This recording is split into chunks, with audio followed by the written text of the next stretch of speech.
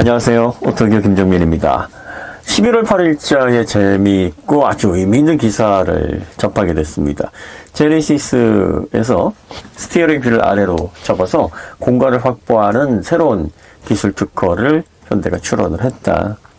이미 현대 내부에서도 미래 전기차를 2세대로 이 스마트폰처럼 용도를 확장해서 스페이스를 확보하고 그리고 강력한 에너지를 통해서 다양한 용도를 확장하기 위한 많은 노력들이 기울여지고 있다라는 것은 사전에 알고 있었습니다만, 그럼에도 불구하고 저희가 2세대 전기차로 기존의 룰을 완전히 바꾸는 스마트폰이 통하는 용도에서 벗어나서 다양한 기기들을 여기에 컨버전스, 융합을 하고, 그리고 또 이걸 통해서 사람들이 일상생활에서 이걸 놓지 않도록 이 거대한 디스플레이를 통해서 많은 사람들에게 그 시간을 지배하는 가장 핵심적인 단말기로 세상을 바꿔놨어요. 그러니까 자동차도 미래 모빌리티 혁명을 이끌려면 이동수단의 범주에서 벗어나야 됩니다. 이동수단의 범주에서 벗어나려면 스마트폰이 기기 전체 면적의 디스플레이를 덮어서 이 디스플레이를 통해서 다양한 데이터 및 엔터테인먼트를 즐길 수 있도록 했듯이, 강력한 배터리가 다양한 기기를 연동해서 생활상에 적용할 수 있고 사용할 수 있고 그걸 통해서 새로운 경험을 할 수 있도록 해주는데, 그걸 즐기려면 스페이스, 공간이 필요합니다. 그러니까 공간의 혁명, 그리고 배터리를 통한 에너지의 혁명. 이걸 기반으로 이제 전기차가 또 자율주행을 시작하게 되면 V2X 네트워크를 통해서 전기차 내부의 공간이 뭐 집처럼 바뀌는 게 아니라 지금의 이동수단에 국한되었던 한정적인 용도에서 벗어나서 개인의 휴식 공간, 업무 공간, 엔터테인먼트 공간, 그 안에서 개인의 뭐 취미 활동을 하거나 이런 용도로 스마트폰처럼 확장된다. 그런 전기차가 나와야 된다. 이런 말씀을 드렸는데, 내부적으로 이런 시도가 아마 혁신적인 그룹에서 아마 진행이 될 겁니다. 그런데 문제는 항상 안전하게, 그리고 또 뭐랄까요, 위험을 감수하려고 하지 않은 보수적인 세력들이 언제나 있습니다. 그 보수적인 세력들은 뭐라고 얘기를 합니까? 다 해봤어. 나도 다 알아. 모르는 바 아닌데, 그러면서 이제 안 되는 이유를 10가지, 20가지, 100가지를 듭니다. 들어보면은 다 근거가 있고, 나름, 개연성은 있어 보입니다. 그러니까 안 된다. 억지를 부리는 게 아니에요. 사실 혁명이라는 것은 기존의 체제, 기존의 권력을 무너뜨리고, 새로운 권력자로서 세상을 새로운 법과 질서로 이끌어 나가겠다는 겁니다. 성공하면 권력을 얻지만 실패하면 어떻게 됩니까? 가진 걸 다 빼앗깁니다. 심지어 목숨을 잃을 수도 있어요. 혁명이라는 것은 몰라서 못하는 게 아닙니다. 용기가, 그리고 내가 손에 쥔 걸 놓치기가 너무나 무섭기 때문에, 그 두려움 때문에 못하는 거죠. 자, 많은 분들이 제가 스티어링 휠을 쳐보라, 대시보드를 밀어라 하면, 그거 안전 때문에 안 되는, 자동차의 안전 규정이 얼마나 빡센데 엔지니어들이 그거 생각 못 했겠어? 네. 안전상, 그리고 또 얼마든지 구조 변경을 통해서 이동수단으로서의 기본적인 안전성을 확보하면서 공간을 확장할 수 있는 다양한 방법들을 고안해낼 수 있습니다. 그런데 왜 그걸 안 하려고 하냐면, 무리한 혁명이 가져올 후폭풍, 그걸로 인해 내 손 안에 쥐어진 이 기득권을 포기하는 게 무섭기 때문이죠. 자동차는 진입장벽이 높은데 지금까지 쌓아왔던 걸 놓고 새로운 걸 시도하게 된다면 지금까지 쌓아온 것도 잘못하면 잃어버릴 수 있다는 그 두려움, 이게 굉장히 크죠. 제가 이런 것들을 계속 강조하는 것은 이런 새로운 혁신을 통해서 미래 모빌리티 시장을 바꿔나가려고 하는 그런 진보적이면서 또 기술 선도적인 그룹에 힘을 실어드리기 위함입니다. 아마 내부적으로 반대 많이 부딪힐 거예요. 반대하시는 분들이 레퍼토리처럼 하시는 게 말처럼 쉬운 게 아니다. 그러다 잘못되면 누가 책임질 건데. 다 생각하고 있어. 나도 다 알아. 하지만 그게 의욕만 가지고 되는 게 아니야. 세상을 바꾸는 건 쉬운 줄 알아? 하던 것도 다 잃어버릴 수 있는데 그 위험을 감수하기에는 너무나 리스크가 크다. 이런 다양한 반대 의견들이. 자, 제가 고성능 시장의 질서를 깨라. 고성능 퍼포먼스카 시장을 왜 지켜주냐. 내연차 시대에는 기술력이 없었기 때문에 깰 수가 없었어요. 비슷하게는 만들 수 있겠지만 능가하는 그런 자동차를 만들 수 있는 기술력, 그런 노하우는 부족했으니 어떻게 뭐 깰 수도 있다고 깰 수 있는 상황이 아니었죠. 하지만 전기차로 넘어오니까 어떻습니까? 깰 수 있잖아요, 지금은. 왜? 전기전자제어, 인덕턴스, 설계, 그리고 또 회생제도. 대한민국이 거의 전 세계에서 탑 수준의 기술을 가지고 있습니다. 그러면 이 기술을 바탕으로 기존에 500마력 중반 정도 되면 무조건 1억이 넘어갔어요. 600마력이면 거의 2억을 이상 지불해야 됐습니다. 슈퍼카 3억, 4억 원. 그 이상. 이 시장을 깨버려라. 1억 언더로 깰 수 있지 않냐. 600마력, 700마력 얻는, 그리고 서킷에서 지치지 않는 이런 퍼포먼스 전기차. 그들이 고성능이라고 얘기하고, 그리고 이건 특별한 자동차. 그래서 많은 지출을 요구하지 않으면 얻을 수 없다라고 지금까지 쌓아왔던 그 고성능의 프리미엄 영역을 그냥 박살내버려라. 그래서 어떻게 했습니까? 아이오닉5N을 통해서 실제로 그 시장을 흔들어 놨어요. 지금 벤츠, BMW, 포르쉐 아이오닉5N 엄청나게 신경 쓰이고 의식 정말 눈의 가시처럼 느껴지겠지만 언급을 제대로 못하지 않습니까? 승자로서 여유 있게 모른 척하는 게 아니라 애써 이악 물고 모른 척 해야 됩니다. 왜? 아는 척 했다가는 그거 별거 아닙니다. 이렇게 얘기를 했다가는 철퇴 맞습니다. 너희들은 2억 5천이나 간신히 줘야지만 그래도 주는 타이칸 터보 S 거기에서나 이런 성능이 나오고 그나마 회생제동은 아이오닉5N이 더 많이 걸리고 그 다음에 애니시프트를 비롯해서 내연차 같은 재미가 더 쏠쏠하다며 가격은 3분의 1밖에 안 되는데 이거 어떻게 된 거야? 이런 얘기 들어야 되죠. 포르쉐는 그나마 낫지. BMW 벤츠는 흉내도 못 냅니다. 그 가격대는 도대체 만들 수가 없어요. 그러니까 박살났단 말이에요. 근데 이제 이게 사실 이런 고성능 시장을 뒤흔들어 놓는다는 건 전체 자동차 시장을 완벽하게 막 뒤집어 엎어가지고 미래 모빌리티 시장을 장악하는 그런 계기로 작용하기 좀 어려워요. 왜냐하면 상징성이 있고 브랜드 밸류를 높이고 주목을 끄는 데는 주요하지만 실제 전기차 혁명을 통해서 미래 모빌리티 시장을 바꿔놓을 수 있는 그런 핵심적인 시장은 대중차 시장입니다. 이 포드이즘을 통해서 포드-T가 완벽한 혁신을 이루어서 대중화를 시켰듯이 이 대중차 시장을 바꿔놔야 돼요. 대중차는 근데 누가 지배하고 있습니까? 토요타, 폭스바겐 지배하고 있습니다. 그 두 업체가. 그럼 이제 그 중에서 토요타가 어떤 방식으로 지금 대중차 시장을 지배하고 있냐면 실용성, 실용적인 가치, 이동수단으로서 잔고장이 좀 덜하고 신경 덜 쓰이고 지불한 가치보다 더 많은 걸 얻을 수 있게 해준다라는 그런 가치 측면에서 일반 대중들에게 전폭적인 지지를 받고 있단 말이에요.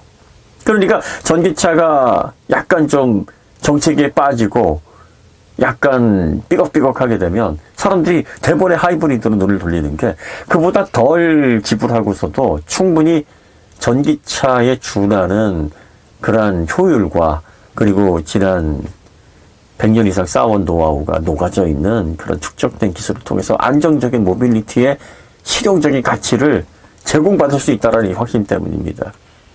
같은 방법으로 토요타의 이 아성, 토요타의 이 신뢰, 토요타가 지금까지 이뤄온 이 업적을 깰 수 있겠습니까?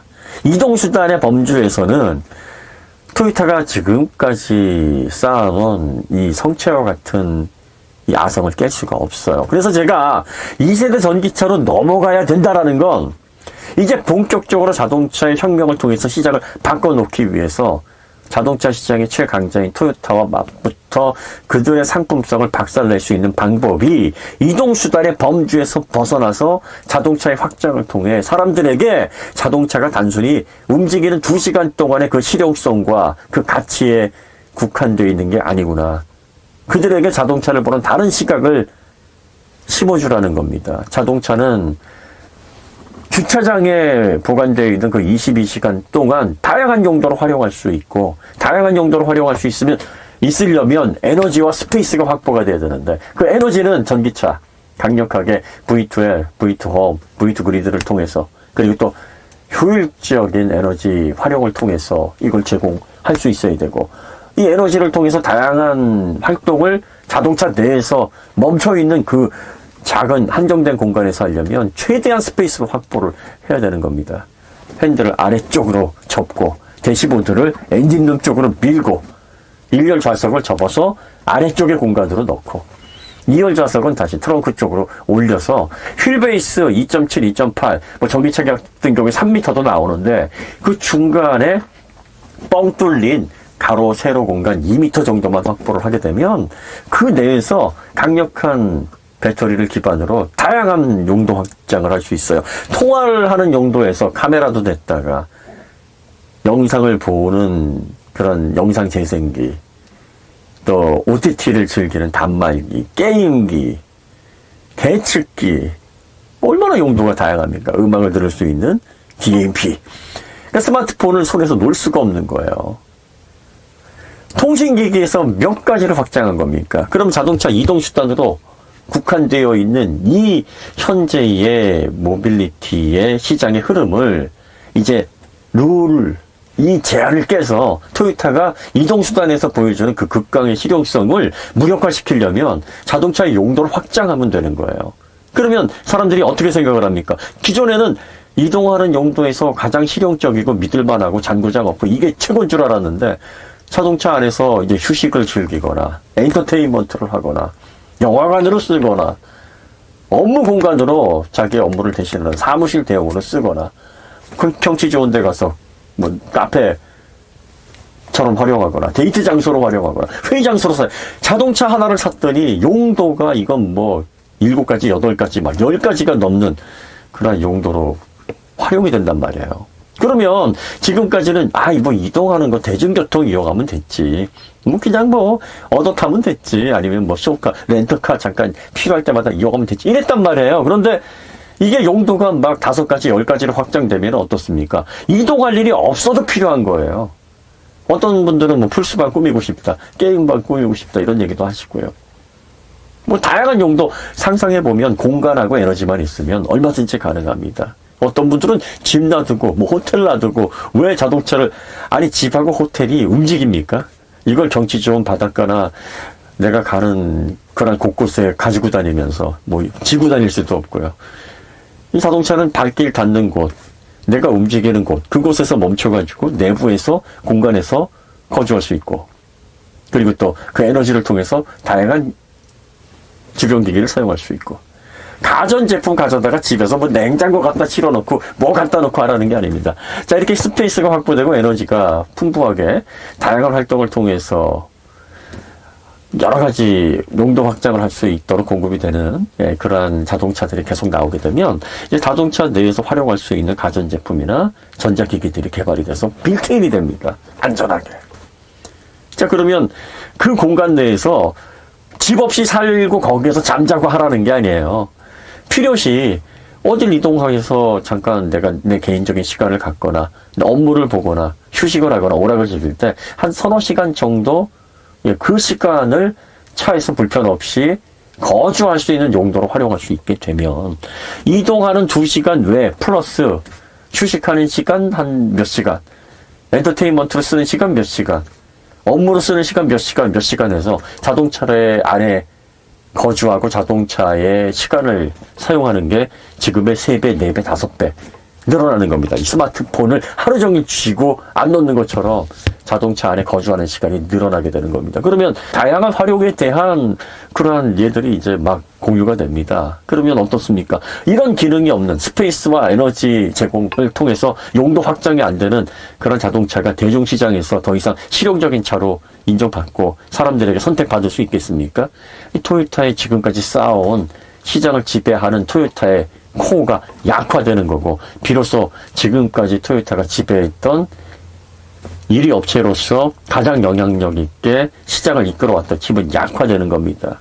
승부수를 띄우셔야죠. 그래서 룰을 깨라는 겁니다. 이제 고성능의 룰을 깨서 현대가 대중차에 국한되고 패스트 팔로우가 아니라 기술을 선도하고 미래의 시장의 방향을 바꿀 수 있을 만한 역량이 있다는 것을 보여줬지 않습니까? 고성능 스포츠카를 만들고 그걸 통해서 높은 가치를 요구했던 그런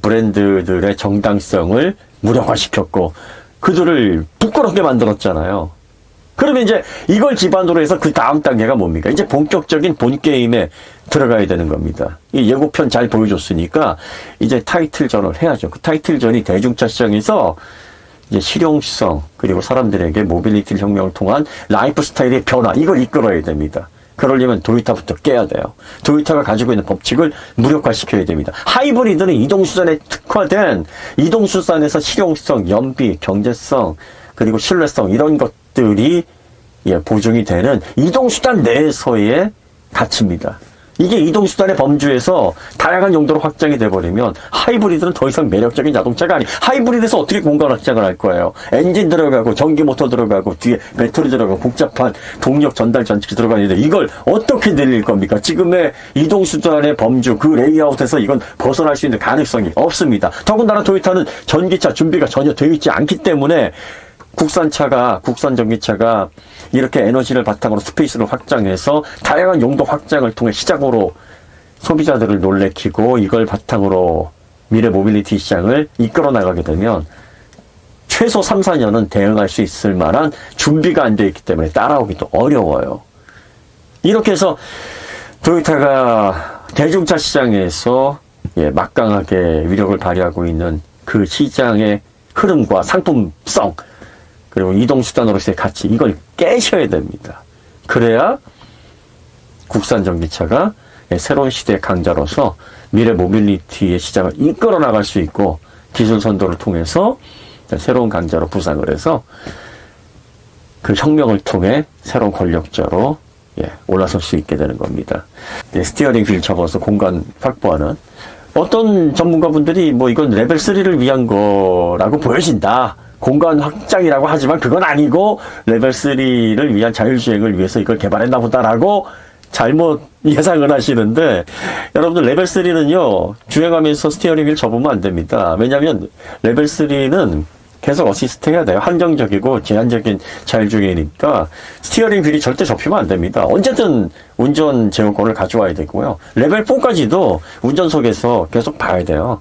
레벨 5가 되면 시선 떼고 다 머리까지 그냥 운전석에 사람 없어도 됩니다. 그러면 이제 그때서는 접히는 게 이제 자율주행을 위한 단계다라고 얘기를 하겠습니다만, 레벨 3에서는 절대로 접히면 안 돼요. 이걸 개발한 목적이 스페이스 확장을 위해서 이 전기차의 가치, 활용도를 높이기 위한 그런 시도 중에 하나입니다. 자, 이제 하나 하셨으니까 대시보드도 엔진룸 쪽으로 미시고 1열 좌석도 앞으로 미시고 2열 좌석도 뒤쪽 트렁크 쪽으로 올리든 아니면 뒤로 확장을 하든 해서 스페이스를 최대한 확보를 하고 에너지를 기반으로 다양한 용도로 전기차를, 이제 V2X가 시작되면 이제 네트워크도 자유롭게 이용할 수 있게 되니까 확장될 수 있는, 스마트폰처럼 활용할 수 있는 그러한 방안들이 많습니다. 이 스마트폰에서 핵심은 이 전체 이 본체를 뒤덮고 있는 거대한 액정입니다. 이 거대한 액정 이코르 스페이스입니다. 같은 개념으로 이해를 하시면 돼요. 스페이스가 확장이 되고 그 스페이스에서 강력한 배터리를 통해서 V2L, V2홈, V2 그리드를 통해서 용도 확장을 하게 되면 새로운 모빌리티의 활용을 통해서 사람들의 라이프 스타일을 바꾸는 건 시간 문제예요. 이걸 하루빨리 국산차가 하기를 바라고요. 토요타가 아직 전기차 준비 안 돼서 아마 그들 스타일대로라면 앞으로 한 4, 5년 정도는 헤맬 겁니다. 빨리 대응해서 따라오지 못하도록 흐름을 바꿔놓으셔야 되고요. 오늘 이야기는 여기서 마치도록 하고요. 다음에 더 좋은 콘텐츠로 찾아뵙도록 하겠습니다. 감사합니다.